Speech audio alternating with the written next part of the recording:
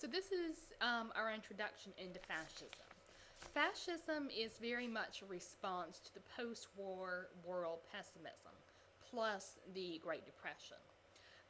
Population, the populations in these societies, like Italy, like Spain, like Germany, believe that democracy, capitalism, and everything the West has espoused as their preliminary ideals is wrong.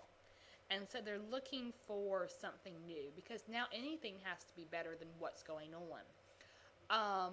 In Germany, money is so worthless that you actually have stacks of the German marks, and children can use them as building blocks. Can you imagine going to the store with a wheelbarrow full of money, and all you're going to be buying is one loaf of bread? This is how bad things were in Germany. And they can't really appeal to any other European country because many of these countries are in a similar state. Germany, Spain, and Italy are all hit extremely hard, very poor economy, and a very dissolute or ineffectual government. And so a number of individuals begin looking at the fascist parties because they have something to offer. Many of the fascist parties are basically saying that we are not them. We are not the old leaders. We are building a new world. And yet we are also you. We are the veterans. We are the soldiers. We are the small business owners. We are you, and yet we know that we can't rely on our old standards. We have to move forward. Hitler or Nazism. Basically, his idea was to abolish the liberal concept of the individual and the Marxist concept of humanity, which sounds very eerie. But the way he's framing this is he's substituting that for them the Volk or the folk community. So looking out for the entire community in the soil and united by the bond of common blood. So basically, it sounds a little like communism in the idea of the entire community.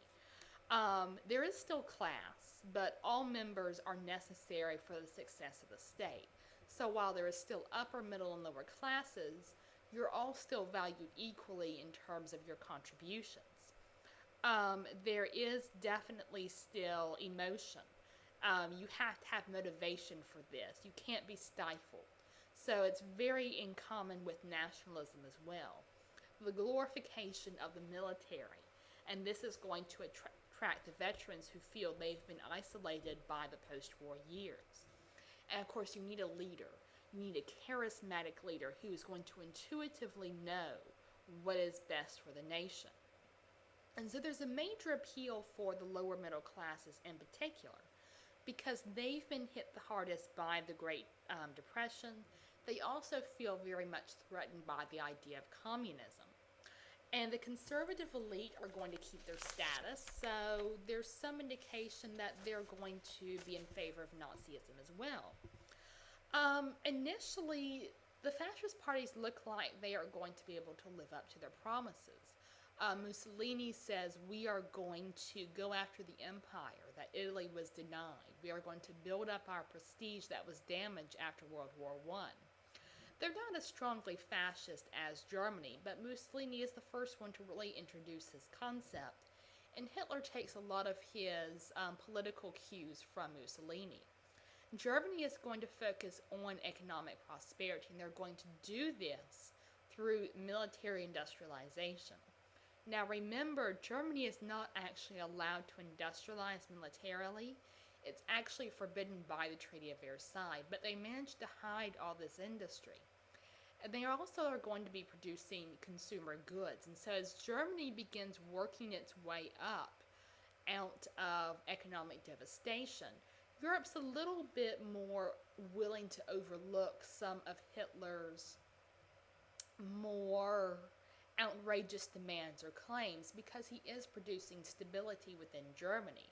There's going to be more social integration, the emphasis on the nuclear family, youth groups for children to indoctrinate them, to encourage them in traditional roles, and to give them a very formal outlet, some organization, rather than being out on the street and taking up with other gangs. So there's, even though we look at the Nazi youth now with a great deal of concern, rightfully so, because they are being indoctrinated at a very young age when they're still very much young in terms of their human development, and being fed these rather outrageous ideals by the Nazi Party. And yet it was government sponsored, they were organized, and they were doing good things in the community. For example, girls were encouraged to be physically fit, to help out at home, to be good caretakers, babysitters. Boys, again, encouraged to be good soldiers, to help out the community. And so that level of organization was actually seen as a good thing by the Germans. And of course, it helps that you have a common enemy. And so for Germany, of course, this is going to be the Jewish community. And it's playing upon historical anti-Semitism within Europe.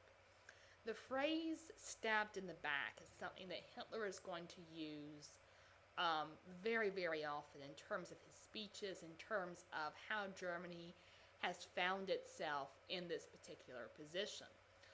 One signer of the Treaty of Versailles for Germany was a Jew. And this statement is exaggerated by Hitler to the point where he tries to get the nation to believe that there is this vast Jewish conspiracy that is out to harm Germany. And so you have instances like Kristallnacht, or Night of the Broken Glass, in which the government is now going to take the official stance. Now, this isn't just something that we discussed about in passing, that the Jews are the enemy. We are now going to officially make this state policy by murdering Jews, by sabotaging their homes, their businesses, everything.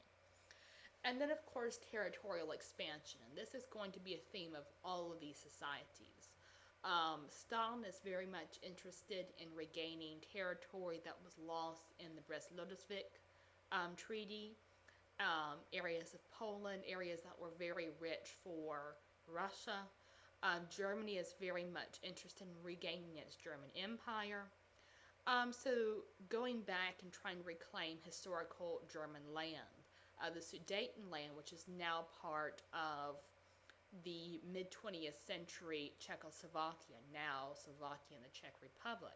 This idea that Hitler is able to make to this argument that you need to be able to regain this, not just for the glory of Germany, but also because they are very much concerned about ethnic Germans in these other societies.